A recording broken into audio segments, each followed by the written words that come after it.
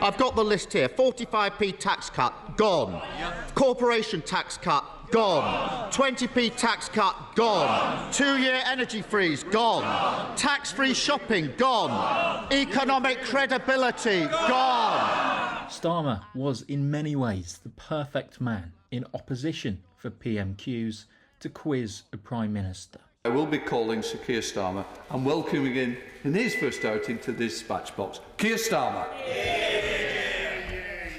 Thank you, The lawyer performed like a barrister bearing down on a defendant in the dock. Wednesday at noon was always one of his party's key highlights of the week. Forensic in his questioning, untangling webs spun from COVID to Partygate, public services and the cost of living.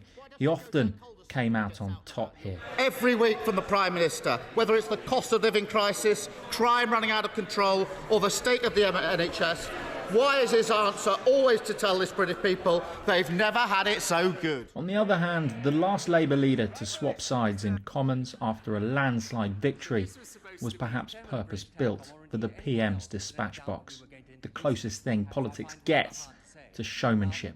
Is this the same man that 2 weeks ago told the Daily Telegraph, "I am and always have been a Conservative to the core of my being"? Then 1 week ago, he's the heir to New Labour, and today he's a Liberal Conservative.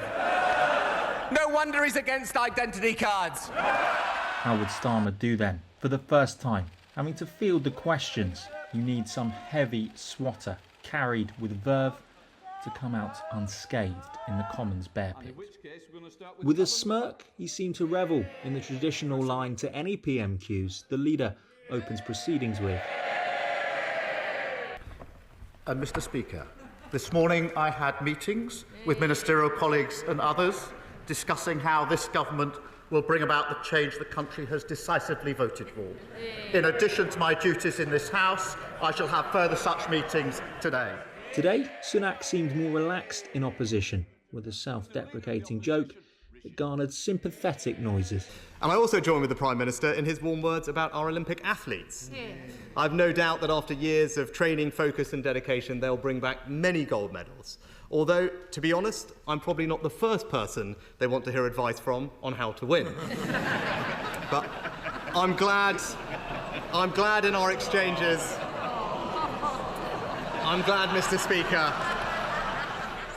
Things between the two leaders were very convivial, an anti-climax of sorts. Instead of domestic issues, the former PM's questions, arguably softball, perhaps to avoid being shouted down by over 400 Labour MPs, focused on maintaining cross-party agreement over the war in Ukraine and defence issues. Both men united on how to act on the tumultuous world stage, a conviviality that may not continue into the future.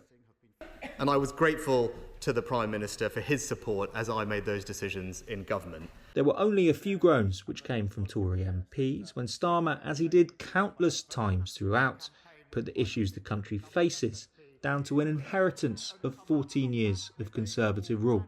It came after Lib Dem leader Sir Ed Davey asked about whether he would look into a carer's allowance and what he called a once-in-a-lifetime opportunity to fix a social care crisis. I'm sorry to have to report to the House it's not the only crisis that we've inherited. There's a crisis and a failure absolutely everywhere after 14 years of failure that this government of service will begin the hard yards of fixing, including on social care. We will work across the House. We do endeavour to create a national care service.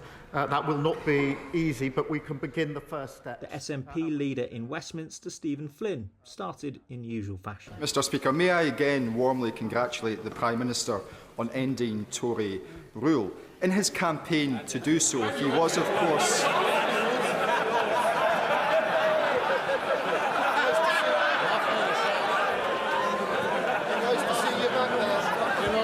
They're too close for comfort now. They're too close for comfort. Starmer was then asked about his first big issue, which arose last night over a vote where the Labour leader ended up suspending 7 of his own MPs who voted against the new government on not scrapping the 2-child benefit allowance cap.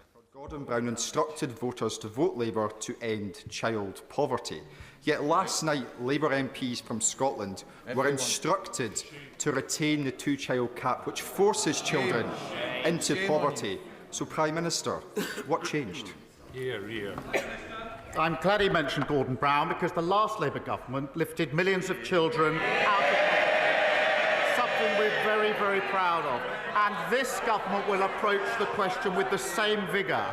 With our new task force, already we've taken steps: breakfast clubs, abolishing no-fault evictions, decent home standard. As it was the first time in 14 years a Labour leader stood up as Prime Minister at PMQs, perhaps there was a relative generosity of spirit. And as Rishi Sunak only remains leader of the Conservative Party until November the 2nd, he'll no doubt want to get in a few punishing right hooks, like we saw in the TV debates, before he hands over the reins.